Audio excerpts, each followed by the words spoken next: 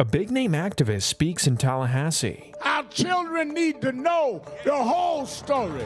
Because of the AP test controversy. A recent recall hurting South Florida. All I could think about was my mom. Like, we clean our house with that all the time. She's probably going to freak out. A little more than the rest of the country. And the Heat playing Brooklyn, hoping to cut down the nets.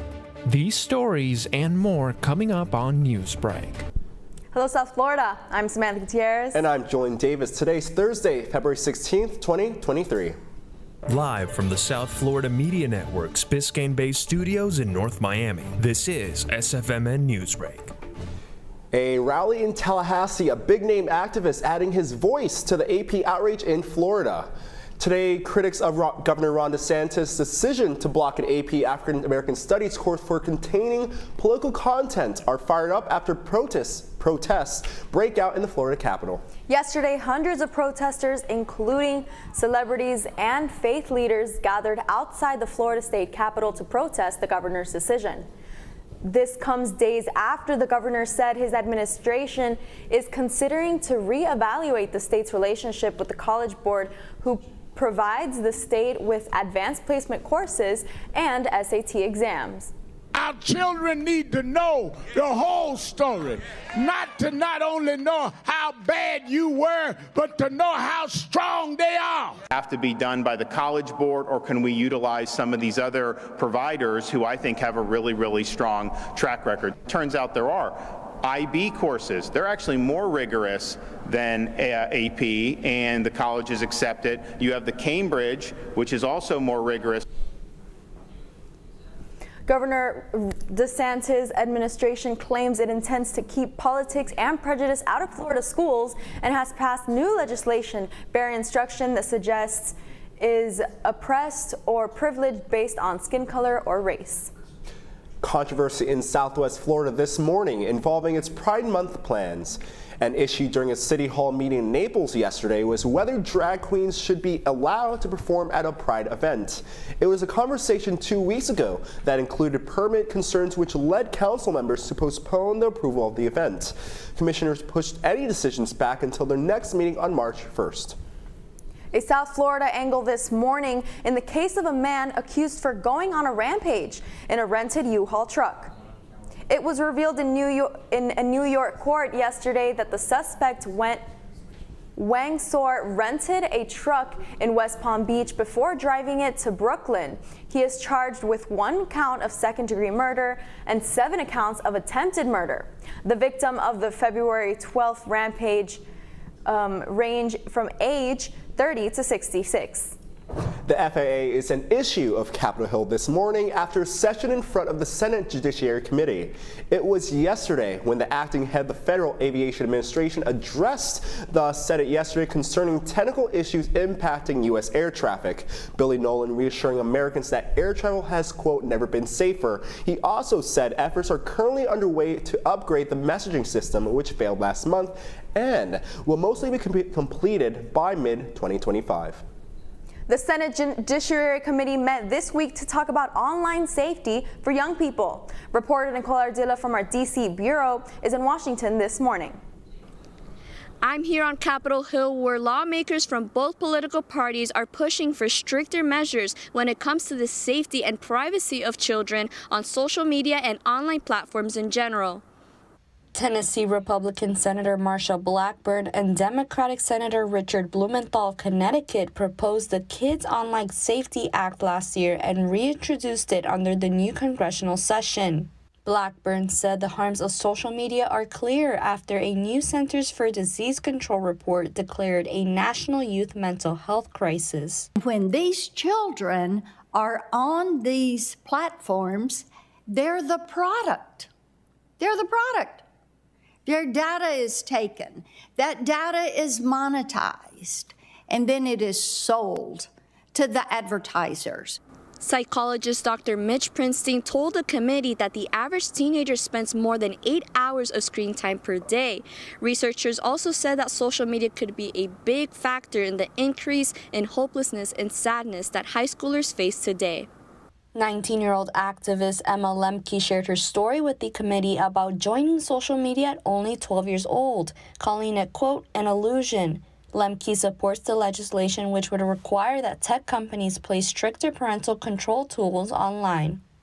As my screen time increased, my mental and physical health suffered. The constant quantification of my worth through likes, comments, and followers heightened my anxiety and deepened my depression. Lawmakers want to pass this bill this year, and they say that this legislation could potentially prevent kids from becoming victims of stalking, addiction, exploitation, and even suicide. Reporting from Washington, D.C., I'm Nicole Ardila for the South Florida Media Network. The Miami Heat played their last game before their All-Star break. That's still ahead, and so is this story. It's so scary having Paulos in the household. A recall of a product which is important to South Florida makes social media go crazy. Newsbreak will be back in 2 minutes.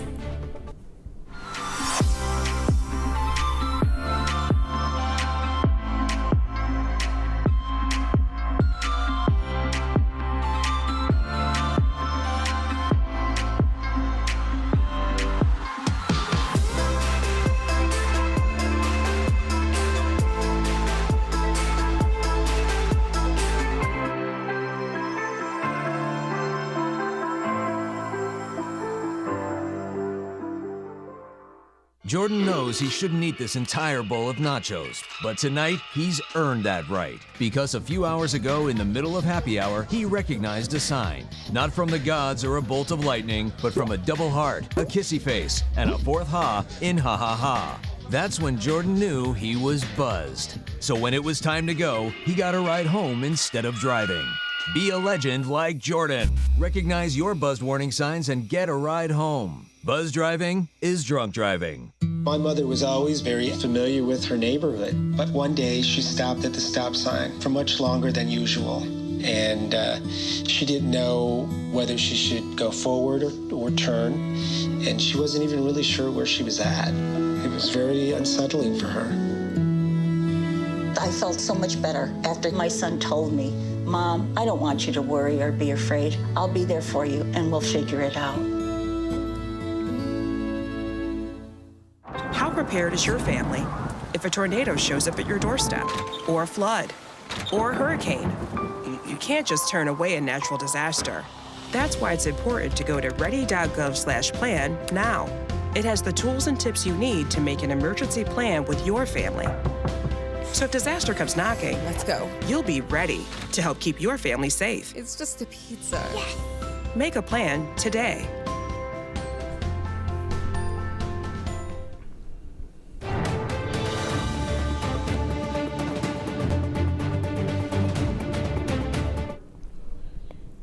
Cleaning concerns humor online coming from South Florida after major recall. The product is fabuloso and it may not be a big deal in other spots in the country. But as the network's Gabriela Perez reports, it matters to Miami. The popular cleaning product Fabuloso is currently not so fabulous and is being recalled. The Consumer Product Safety Commission says that the multi-purpose cleaners may contain bacteria that can be harmful to people with low immune systems or suffering from underlying lung conditions. It's so scary having Paulos in the household that live with a family of 5 people, and having those products in the household is just not safe. It's very harmful to the families and everybody out there as well. The bacteria carried by the products can enter the body through the eyes, cuts on the skin, or if inhaled. Nearly 5 million bottles of the Fabuloso cleaner have been removed off of shelves, and South Florida is not happy about it. As it continues to be an essential in many South Floridian households, people are expressing their thoughts towards the crisis on social media. Oh my gosh, when I heard about it, all I could think about was my mom. Like, we clean our house with that all the time. She was probably going to freak out. Only in Dade posted a meme on Instagram following a comment by M. Samuels 305 stating the city of Hialeah is closed until further notice. For refunds or replacements, customers can contact Colgate Palmolive Company for more information. For South Florida Media Network, I'm Gabriela Perez. The Miami Heat left Brooklyn with a loss from the Nets. Scored most of the game until the Nets Mikal Bridges, one of the newest additions to the team from the Kevin Durant trade, had quite a game in the third quarter. His efforts broke open the game, scoring 15 points in a row. The final score was Heat 105, Nets 116. This is the last game before All-Star break. The Heat will go to Milwaukee to play the Bucks on Friday, February 24th at 7:30 p.m. And that is all the time we have for Newsbreak. I'm Julian Davis. I'm Samantha Gutierrez. Get more news anytime at sfmn.fiu.edu.